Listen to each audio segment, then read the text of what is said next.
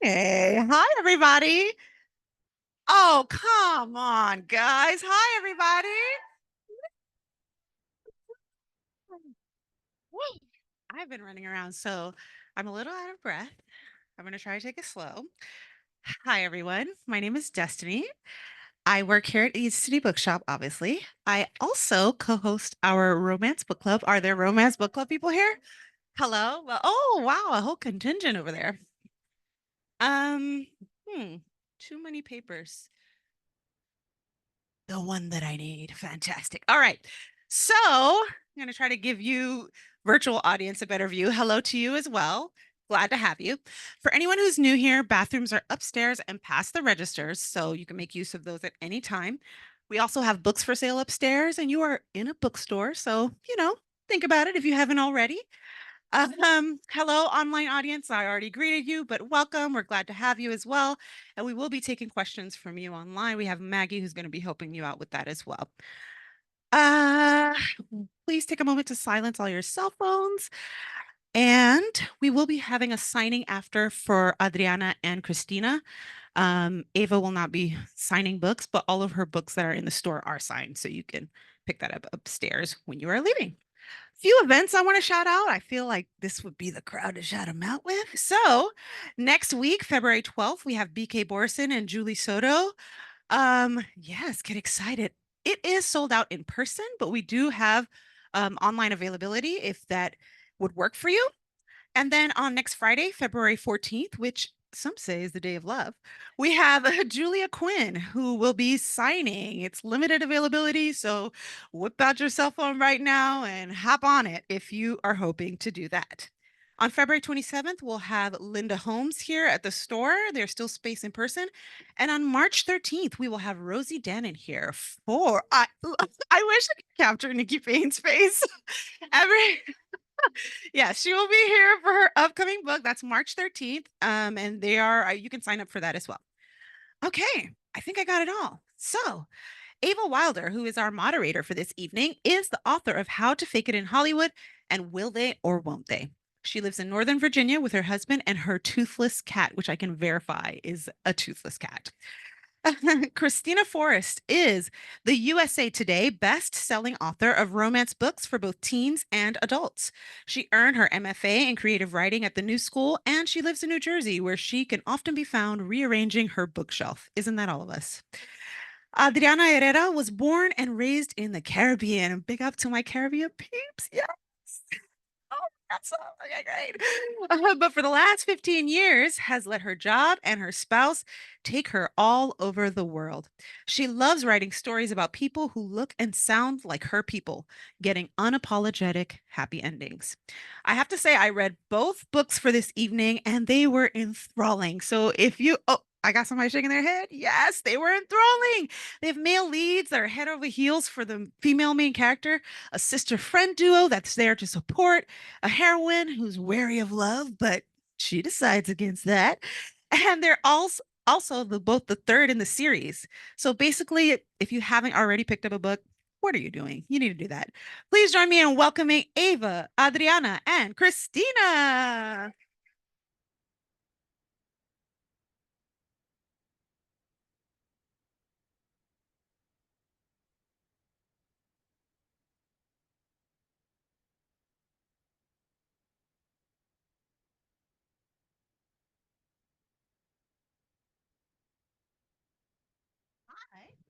Hi. Hello.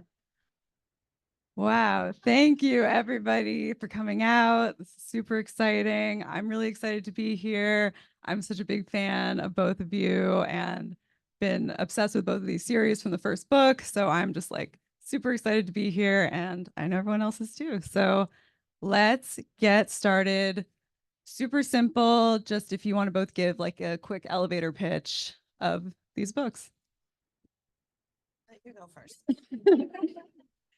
The love lyric is the third book in the Green Sister series, and it's about Iris, who is a single mother and a young widow who falls in love with Angel, who is a very popular R&B singer. Um, and yeah, it's sort of like an opposites attract, sparks fly kind of romance. So Las Leonas series is set at the 1889 World's Fair in Paris, and it revolves around a group of three Latina heiresses who go to Paris for different reasons. And they are like best friends. They met in finishing school. So the first one is a rum heiress, the second one is an artist, and the third one, which is Aurora, is a physician who is running a clinic, a secret underground clinic in Paris, and is taking a lot of risks. And so a new duke, who is the first Black duke in the aristocracy and is pretty much obsessed with her, decides, like, realizes that she's getting into trouble, so wants to protect her, and she very, very reluctantly accepts his help. Yes, both amazing. And so I think, as you both mentioned, one of the things that these books have in common is that they're both the third books in a series that you've been releasing over the past few years. So I'm just sort of curious what that process was like. Like, did you know when you started the series that this was where you were going to end up with these couples and with these characters? And how much did you discover along the way of like writing the first two books? Well, I knew that each of them would have a book. And I knew their professions. That's where, like, I'm kind of like more of a discovery writer, so I don't like to have too much set in stone in terms of the romance. Like, I know a lot of the things that I would know I want to happen in terms of, like, my books that I write queer romance too, but when it's like a guy and a girl, like, it's basically like he's just Ken, it's all about her. So I know a lot more about her than him. Um, and so for this I was just thinking about this yesterday. When I envisioned the series and when I sold it, the hero in this book was supposed to be the owner of a brothel. That's like a pretty central place in the series. And it was still going to be about like reproductive justice, and she was going to be working with women, but there was no Apollo when I started writing book one. And when I finished writing book one, like Apollo didn't happen until like the third round of edits of the first book. So I knew Aurora would be there, but I didn't realize that her hero would be Apollo. I misunderstood what you said. I thought you were saying that Apollo was the lead guy, but he was going to be a brothel owner. And so I was rearranging his character in my head, like, oh, like I didn't even see it that way. But I'm trying to, so actually, and when I did again, like I knew each sister would get a book. And I knew Nick would be with Lily. I feel like the partner plot was the one that I changed a lot about. I just knew that Violet was going to be having to find love after heartbreak. With Iris, I guess she and Angel, like Angel was introduced in the Neighbor Favor as a foil to Nick because he's like the person that they want Lily to date, and because he's, you know, handsome, he's like got things going on in his life. And then I was like, oh, he's kind of interesting though. I'm just gonna put him in my back pocket. And then I was writing. Wait, well, I almost spoiled something. Anyway, this scene happens, and I was like, I'm gonna put Angel there with her, with Iris. And then I was like, this is actually very intriguing to me. And so then once I did that, I was like, okay, that this is their book. But a fun fact is when I originally conceived of this series, it was an accidental pregnancy between Iris and Angel. And then I was like, I don't know if I want to write that. Maybe she already has a daughter. And so then I changed it. Yes. I know. I'm glad I did. So glad I did the timing. But yeah. Wow, I love that so much because it really goes to show like we can sort of have plans for things and then a character will pop up and it'll be like, oh, actually, this is the right thing. This is what this character wants. So another thing that these series have in common is that they're both centered around either literally a group of sisters or around three women that have this very like sisterly bond. And it's so beautiful sort of seeing that be such a significant part of these series. So what inspired you to write a series around that kind of relationship between the three women?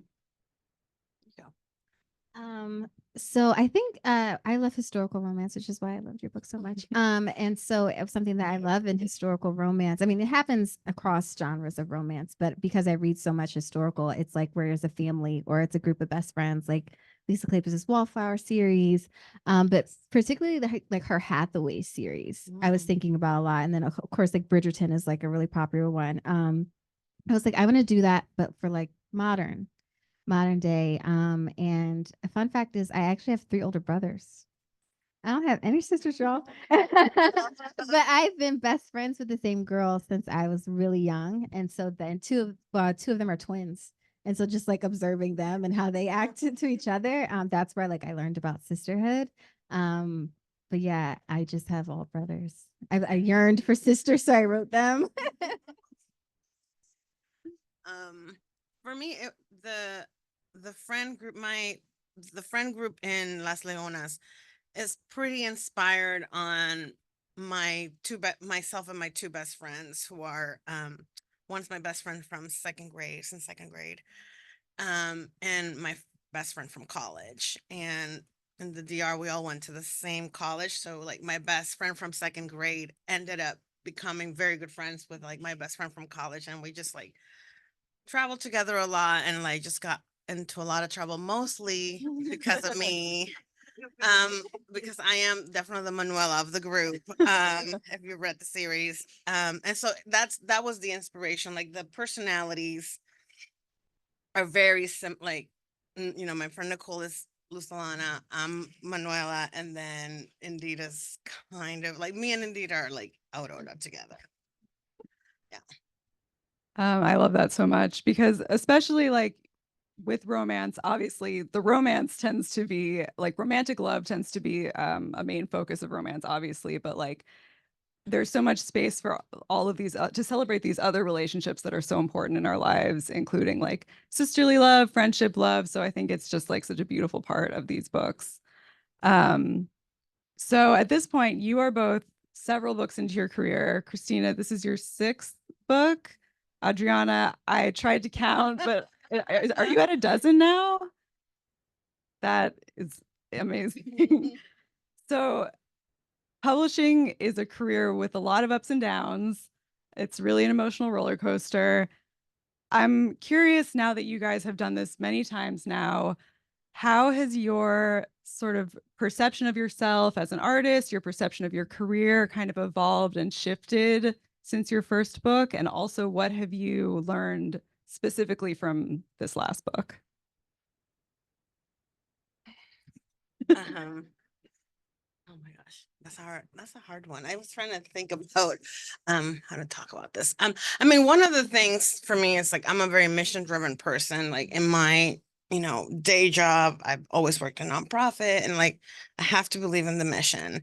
And my mission as a writer is to write stories about people from the Caribbean being whole, their whole selves, and just centering ourselves in history or in the space that we are, like celebrating our culture and us, like with the good and the bad, right? And one of the things that I think with this novel, especially, I think I was talking about this at the event I was in yesterday.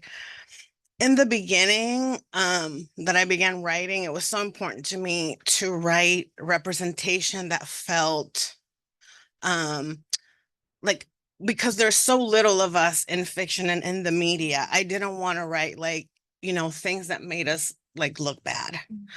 And I really struggled with like the respectability of like, this might be the first Dominican person that this reader has read, and I don't want for them to think that like our culture is what people say we are, right? And so like that piece of it has definitely, like, I've been challenging myself more and more to just be kind and respectful of like the whole spectrum of what we are. So that's one of the things that with this book specifically, I really like challenged myself with Aurora's character.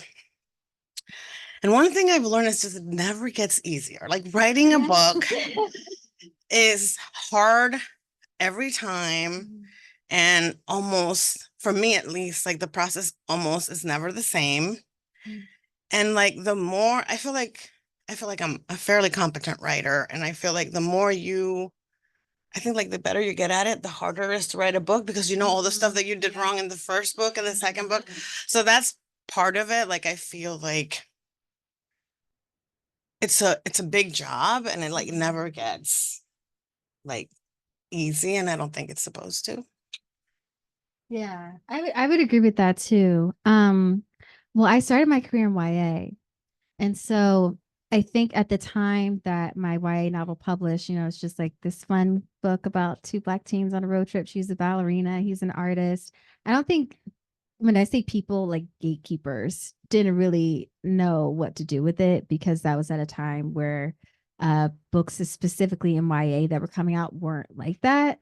And I remember, well, it's been years, I don't really care to say this now, but my first publisher said that they didn't, how did they word it? They couldn't find my audience. And I was like, well, that's because you weren't trying to market me correctly. And that was like really discouraging. But of course, I always knew that I wanted to write both YA and adult. And so when I found the time, I started working on The Neighbor Favor.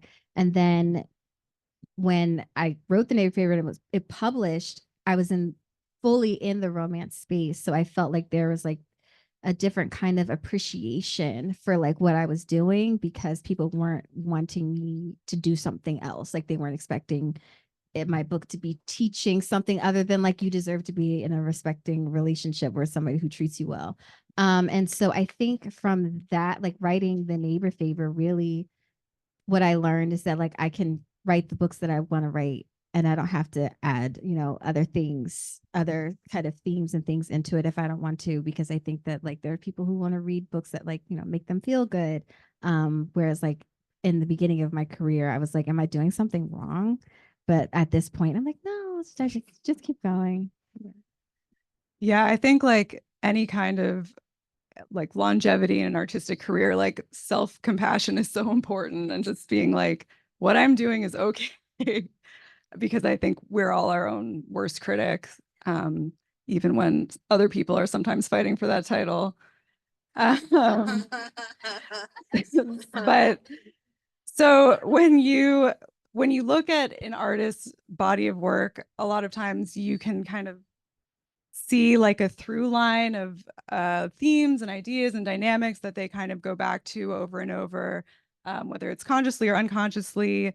So do you feel like you have certain like trademarks that would be like, okay, that's a Kristina Forest book, like that's an Adriana Herrera book? I write about family a lot.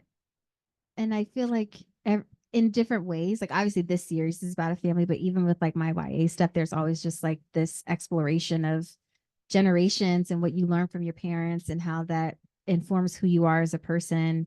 And even like in, new stuff that's, I don't know, something about family like really intrigues me, even though like my intention is to write romance. I'm always like end up like exploring other things to do with family. I mean, I tend to write strivers. Like I tend to write people that are after something or want something just because I think like that's just like in the genome of the immigrant. So I think like that's part of like my core story. Um, and I write a lot of found family. I write a lot about people that are going to new places because I came to this country as an adult. I came here when I was 23 and then I worked overseas a lot. So it was like going into a new place and like found family has always been like my family because my family has been in the Dominican Republic for the last 20 years and I haven't. So that's one of the things that I write. I write a lot about like the immigrant experience in general. But in terms of romance, which is what I write, and we know that like romance reading really is like there's certain things that you like want out of your romance. Like to me, I love like a fated mates feel to it. Like I love writing an obsessed man. Um like when I or an obsessed love interest. Like my goal is he sees her, his life starts falling apart like instantly. And he's like literally like picking up pieces of himself by the end of the book.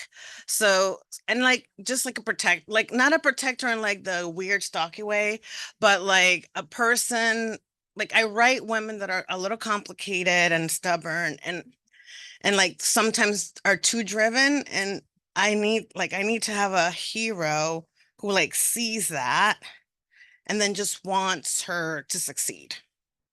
Like he's like literally there just to make her dreams happen because he believes in them, not just because he's like patting her on the head and being like, yeah, go start your food truck. Like it's like I see what she's doing, it's important, I believe in her and I want her to succeed and the world is hard and I will be her soft landing. And so that's if he doesn't feed her, if a man does not feed a woman in a book that has my name on it, someone snatched my body and are writing books under my name. Well, there's a lot of good food in this book. You really describe all those pastries. I was like, I'm getting hungry reading this.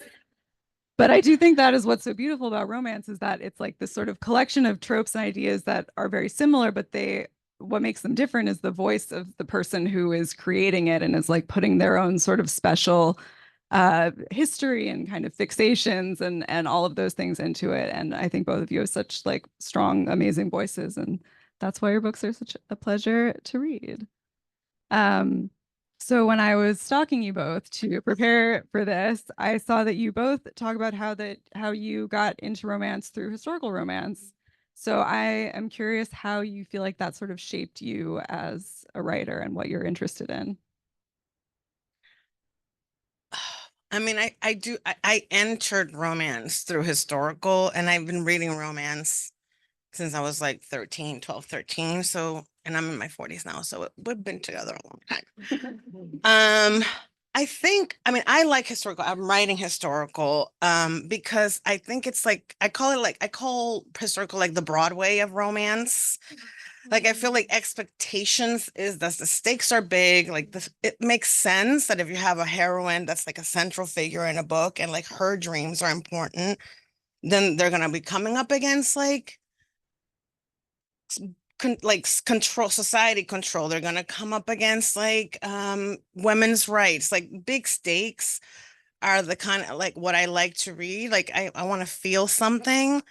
And so, and I think historical just in general, kind of like because of the setting, it's just like a little bit more fabulous, which is why I think it's like the bra. Like there's just carriages, there's ball gowns, there's like, like some like a queen that has like a debutante ball. Like there's just like a lot of stuff that that like to the id is I think very delicious. Very lush. So I do like that, do like all of that. And the one thing I didn't have growing up was Black or brown people. So, which was why I wanted to write historical that had that. But yeah, I just like historical because the stakes are always really high and the women usually are like coming into their strength and things like that.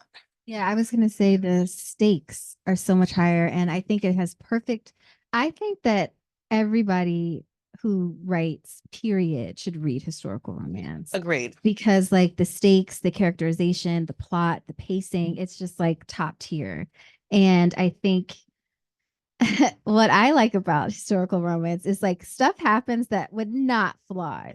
I've been reading a lot of Laura Kinsale. Yes, baby. And Which one are you reading right now? so I just, oh my gosh, I'm totally blanking on it, but it's the one where like her mom was an explorer and her mom dies, but she lives in the desert. And yes. It's not This Hidden Heart. Is it This Hidden? No, it's not The Sitting Heart, but it's in that same series. Yeah. It's the something in the star. Not The Shadow in the No, it's Star. not The Shadow in the But Star. that's also a good one. Yeah. But So maybe it is The Hidden Heart. maybe it is The Hidden Heart. Yeah. But I've been reading them like back Yeah. back to back. So that's where I'm like, the titles are all like, and the covers look the same. So they're all like, it's Yes. in my mind. But like what I love about a Laura Kinsale novel is where you start, you don't end anywhere No. near. You cannot, it's not predictable. You have no idea where she's going to take you. And I think that is so fun. And I think what I try to do is like take what I've learned from reading historical romance and adapt it to contemporary, like in the contemporary space. And I also really, I mean, I think I'm partial to dual point of view. Mhm. And I love the way that it's done in historical romance. Honestly, everything that I've learned about writing, I've learned from historical romance. Yes. If we've said anything tonight is if you write romance, you should read historical. Yes. And I also think that like if you like romantasy, you'll like historical yes. romance. Like if I they mean, have all the romantic same is thing. historical with wings. Yes, it really is like the escapism that historical romance gives, you know? Yeah. Well, it's funny, when I was reading the love lyric, I was thinking about how Iris's backstory of being a young widow is not something you see in contemporary that much. Like that felt kind of like a historical Yes. esque Yes. backstory. So then when I found out that you were really into historical, I was like, okay, This that all makes sense now. It makes sense. So obviously we have to get into sex scenes. My favorite topic. You guys both no segue, just get right into it. So you both write Open Door, which we're all grateful for. And I just really like talking to authors about sex scenes because I think on a technical level, they're like incredibly difficult to write. And it's also interesting. You can sort of see, if you look at like trends and the way that we like things have shifted about talking about like safe sex and consent, you can sort of track sort of larger cultural ideas about sex and sexuality there. So I'm just curious how you like to approach sort of the physical aspect of your character's connection. And especially once you've like written several books and you're like, well, I don't want to keep kind of just writing the same thing over and over, and sort of keeping it fresh, keeping it unique to that couple. Yeah, this answer is fresh on my mind. I'm glad I wasn't stumped. So because I was talking about like the difference in like the sex scenes across the Green Sister series, and it really, I think, for me it depends obviously on like the characters and their relationship. So like Lily and Nick, by the time they have sex, they really only know each other in person for like a month. So their sex is like an example of how they're still kind of feeling each other out. And then in the partner plot, they had, they lost their virginity to each other when they were teenagers, and they really loved each other. And then they see each other 10 years later, and it's this thing that you would not expect to happen, but they still really love each other. So that sex is going to be a little bit more passionate because it's like a lot of pent up passion. And in the love lyric, Iris hasn't had sex in 5 years. And so I was like, she needs really good D, like for real though. He has to deliver. He really does. And and it wasn't even just like, I'm gonna add more sex scenes just for the sake of it. Like she needed to have more sex. He did. I was like, that's what people are gonna want to see. And he's gorgeous. Like he has to deliver on those things. So like I'm so serious, y'all. And so like I think that's what I was. It's like the characters in their relationship, like but I think it's the same for you. Oh yeah. I mean, that was actually like a kind of similarity with those two heroines, that they had a long drought, so to speak. I mean, sex and romance to me. I mean, I've been reading romance for a long time, and so I always say that, like, to me, romance is like an archive of where like the culture is at any given moment about sex, consent, sexuality, gender identity, gender expression, kink, like how we think about kink, how we're feeling kink, like how we're like, if the world feels safe or unsafe in terms of intimacy. Just pick up a romance novel and it will give you a snapshot of like where we were at any given time. Like reading a sex scene from 1985 is a very different vibe than 1995, 2005, 2015. So it is, to me, like, just in that way, I think that's like work that romance authors do in terms of like the culture. So I take it very seriously. And to me, because I write Black women, and I think a lot about like the way we like our sexuality has been like represented in media. It's really important to me that like the women that I write are like, when they are like, the sex is like worthy of them, essentially. So I do think a lot about like the eroticism of like the moment, the tension. With this book specifically, it's like the prologue, they have sex.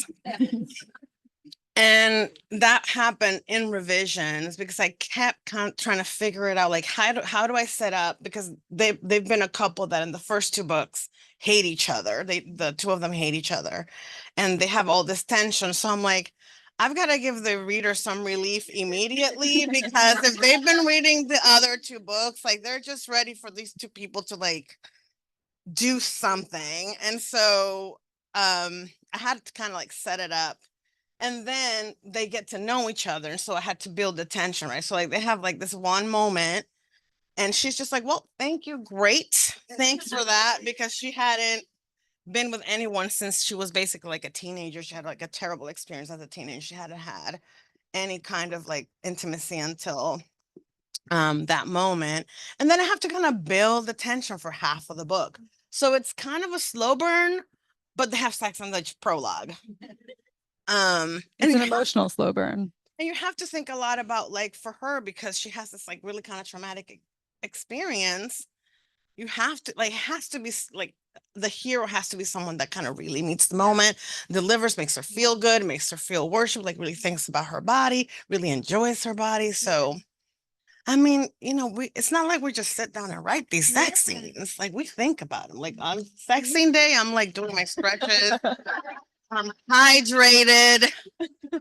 Yeah, definitely. And the mood's got to be right. I sit down to do serious work. And it takes the longest. It takes the longest for me to write the sex scenes than Yes. anything. Yeah. Well, mission accomplished. I want to take a little bit of time to talk about these books individually. I wish we had more time because there's so much to get into with both of these. But Kristina, one of the things that I love so much about your books is that the characters just feel so incredibly real and the relationship development is so organic. And when I'm done with your books, I come away really feeling like I fully understand both the characters. I really understand like what in their life has made them the way they are. I understand how they've grown. I understand what they bring out of each other, and I understand why they love each other, which sounds easy, but is actually incredibly difficult to pull off, and you make it look easy.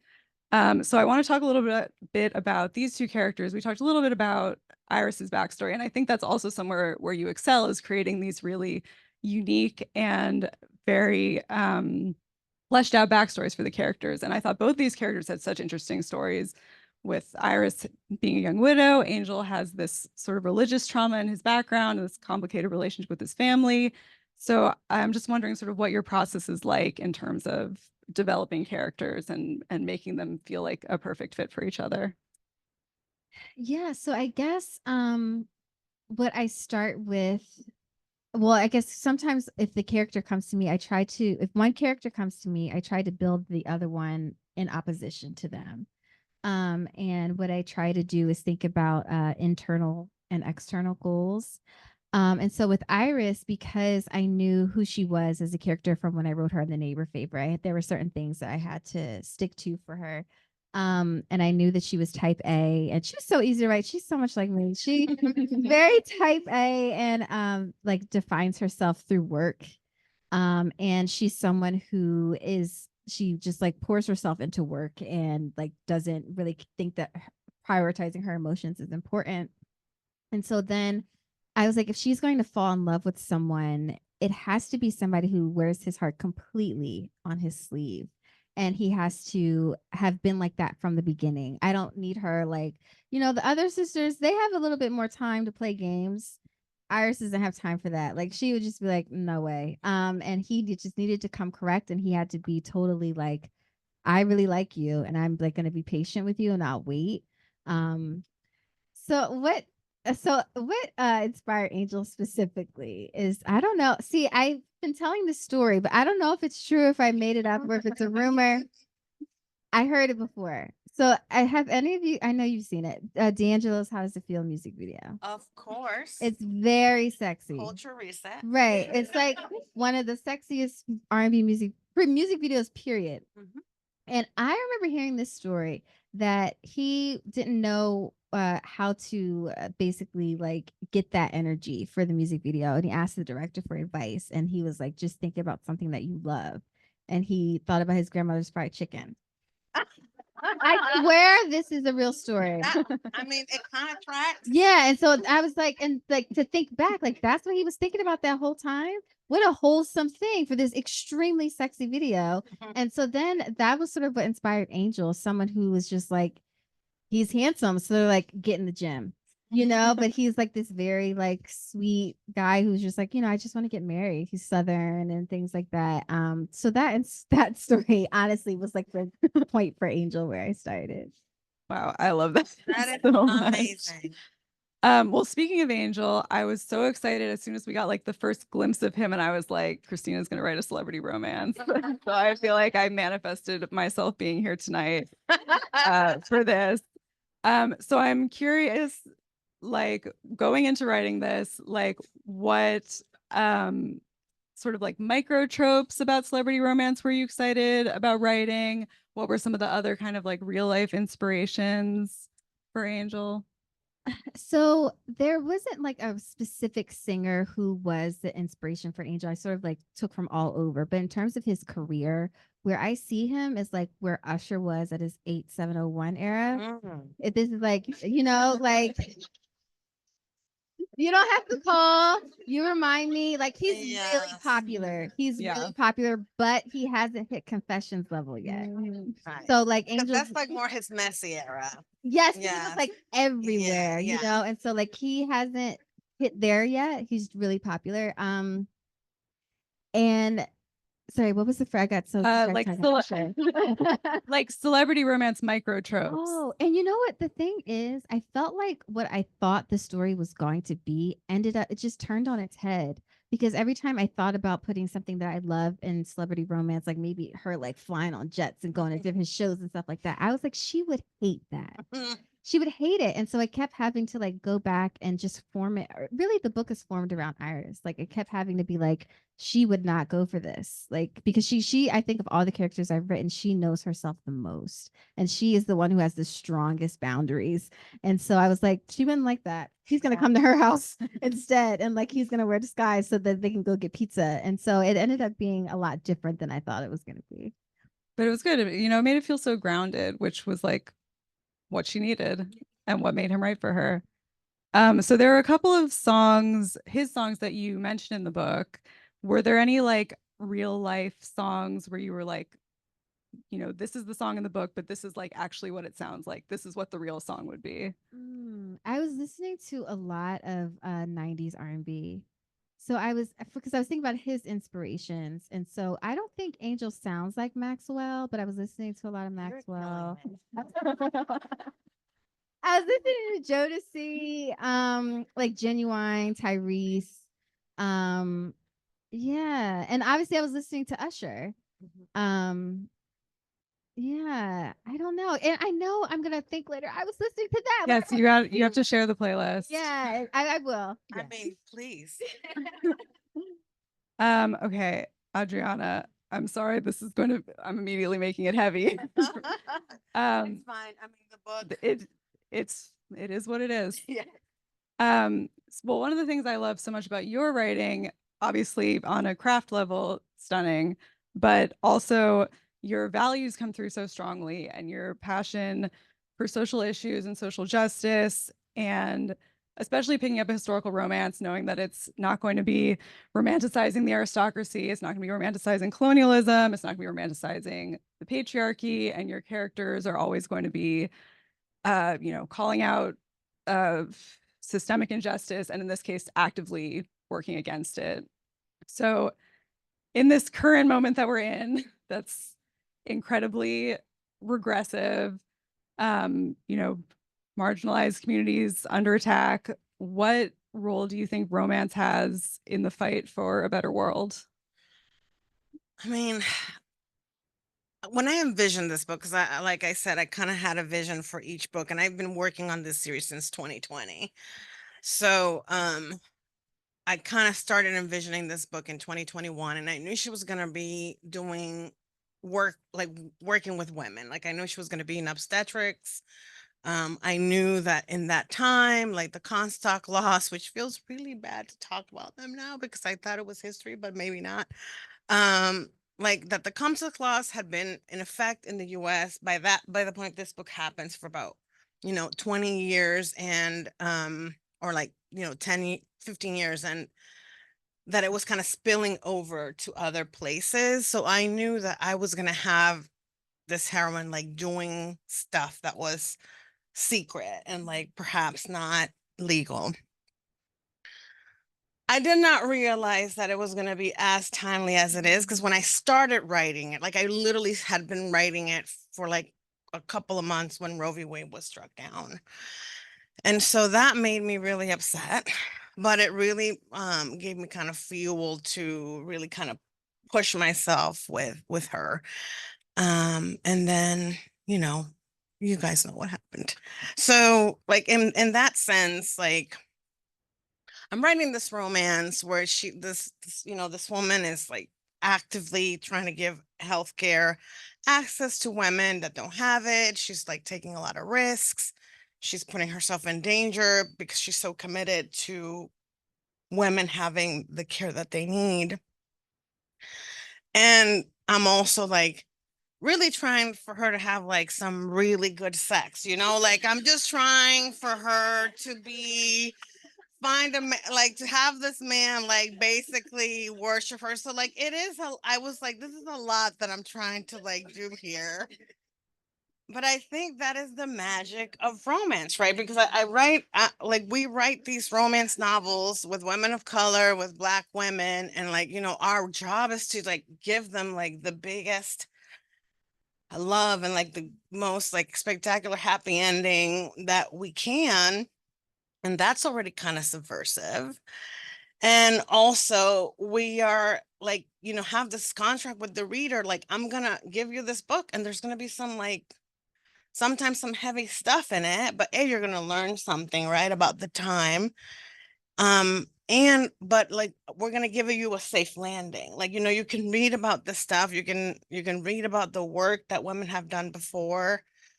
Like one of the things I kept thinking when I was writing this book is like at least I'm like we've been in this position before, like we've been in this place before, and we've been able to get ourselves out of it. So, we can again. And, there is like happiness and joy. Like she was stressed out, but she was being taken care of by this man. Like she was stressed out. Like Aurora was stressed. But she also had her friends. She had like, like you have your people, you have your community, you have other compatriots that are in the fight with you. And I just feel like it's really important for like romance is a container to talk about things that happen in the world. Is perfect because there's always a happy ending. And so I think romance more than ever is important. As an author and as an artist, I think our job is to meet the moment. And I really, really hope that romance can meet this moment with bravery because we really need it.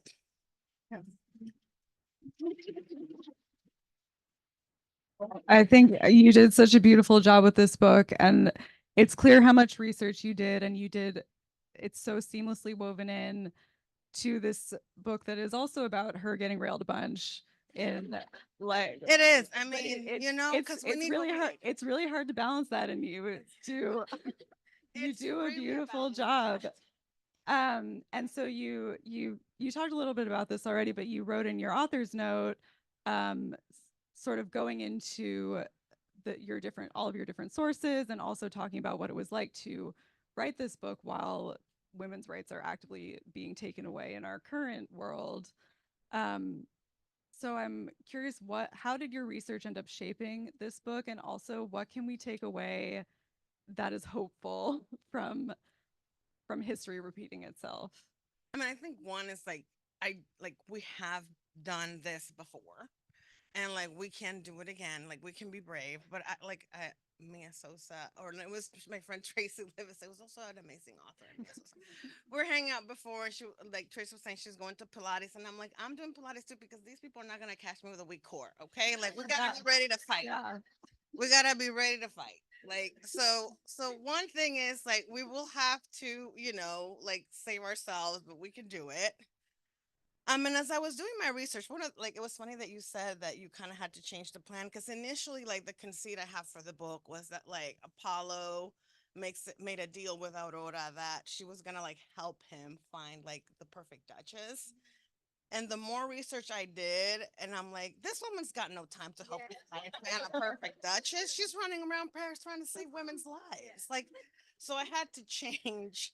Like, part of it is I had to like really kind of figure out like if I'm gonna do a physician that's out there, like I can make like light of it. Like I have to like really try to render like the kind of stress she was under and like how many risks she was taking, how heavy it was for her. Like there's one part of the book that he's like, you're just running around like, you know, taking risks, and he's like, the scary part is that she knows how dangerous this is and that she's still doing it. Like if she wasn't like aware of how hard it is, like it would be actually like more comforting. So in that sense, like I had to kind of like really kind of commit to honoring like the story of women that did that. Like they're like in my author's note, there's some information about like women that really sacrifice everything. The clinic in the book is inspired on the clinic that was run by University of Chicago students in the 60s. And I think about those women. There's a documentary. The book is called The Story of Jane. There's a documentary from Max, and they're still alive, like in their 70s. And I think about those women like every day now, and I'm like, they must be so pissed. Like they must be seething. Yeah. So anyway, I mean, it is ultimately very inspiring, but yes, also just like, I can't believe we're back here again. no, it wasn't the plan. I didn't know that this was gonna be like the moment. I was like, it was gonna be like, oh my god, look all the stuff we did. It's so great. On that note, it's time to open it up to questions from the audience. Yes. Okay. Do you think that your heroes could survive each the men specifically, do you think that if you took all your historical guys and or people and put them in contemporary and vice versa, like how do you think that would play out? The question is, do you think your heroes could survive each other's worlds? I think that they would be like, what? Because they're going, they're going back. I think Nick would adapt because he travels a lot. He's a little bit more nomadic.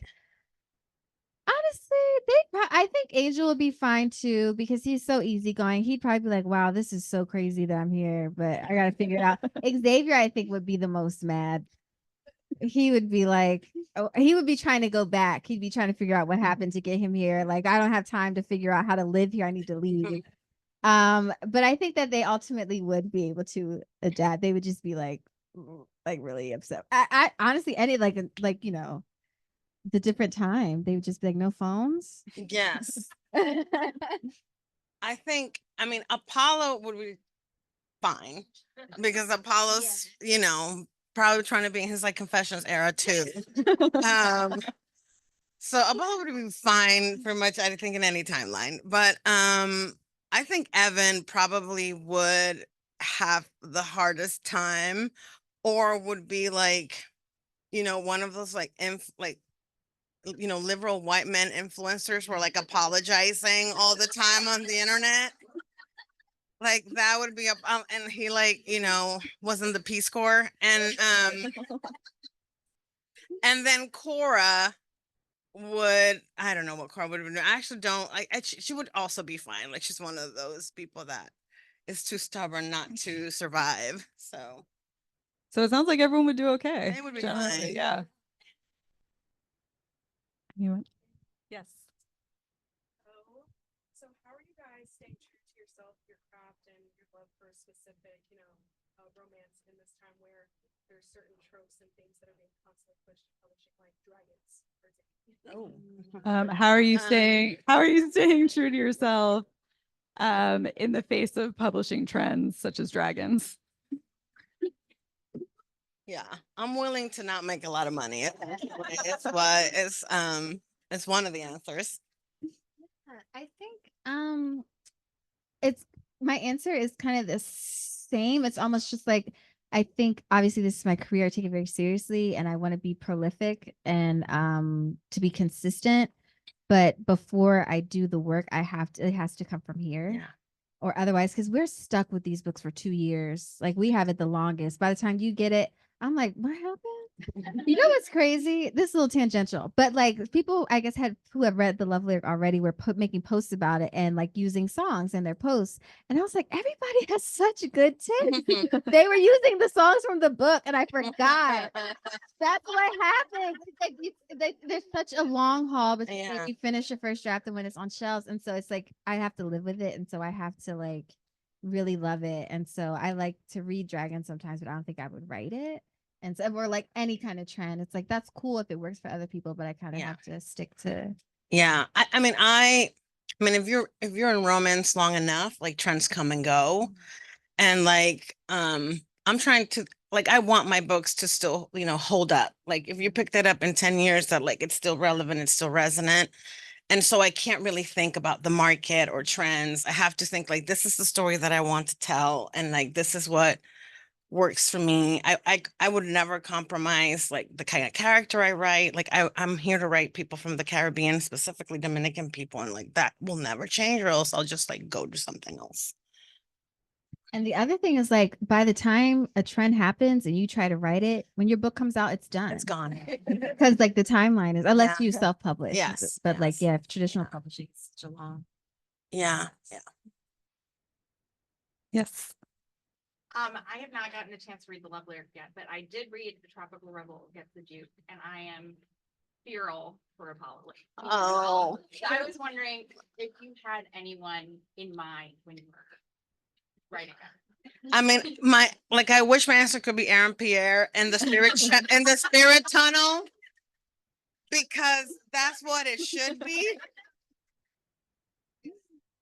Mufasa.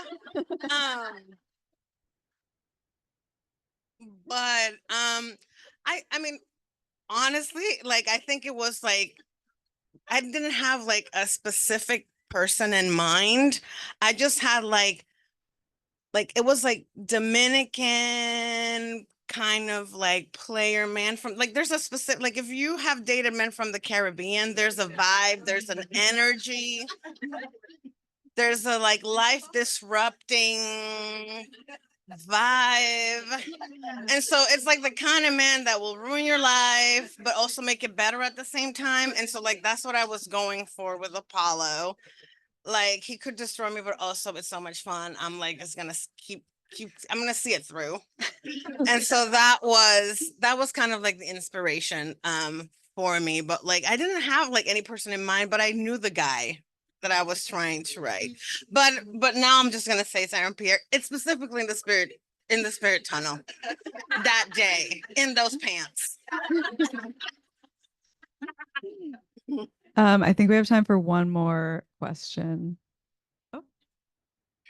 Which is, what was it like writing the last book and having to say farewell to all of your beloved characters throughout the whole series? I mean, honestly, I was ready to go. I was ready to be in Paris. Like I loved writing this series, and it was so much fun. And I'm just so happy that these books exist. But I mean, it's been like like what Kristina was saying. Like these series take so long to write. Like I started writing the first one in 2020, and we're in 2025. So I was like ready to start. Like I'm ready to start thinking about other things, but also I feel like it's like a whole. Like I'm kind of proud of it. Like it's a whole world I created. So, um, bittersweet. Yeah, it's bittersweet. I was like really emotional yesterday. I actually was like crying. I don't cry like that. And I was just like on walking home from bar. I go to bar. Yes, I'm like strong core, but like, that's really important. But I was just walking home from the train. I was like, oh my gosh, it's pub day. And then I walked into the apartment. I was looking at all the books together and I just burst into tears. And my husband was like, what is going on? I was like, I don't know. But I think that when I was writing the love lyric, I put a lot of pressure on myself because it's like this is the last one, and just like, and especially because like you, I don't know if you feel the same way, but like the characters themselves, like both women, like you're saying, they have been like repressing a lot, and they don't ask for help. It's really hard to accept it, and like when you're writing a character like that, their happily ever after is so hard won, and it needs to be satisfying. And I was in my head a lot for the love lyric, and I was like, are people going to be like, I got to the end and this is what she did, you know? So it was a little hard, but it is bittersweet. It does feel like a milestone kind of moment. Yeah, it's kind of like a specter hovering over me as I try to write new stuff. It's like, is it gonna be like this? You know? So mixed feeling. Well, I do think that these are both the best of the series, and I'm not just saying that. So you guys really knocked it out of the park for the last one, and I could sit here and talk to you guys all night, but I think we got to wrap it up. So thank you so much.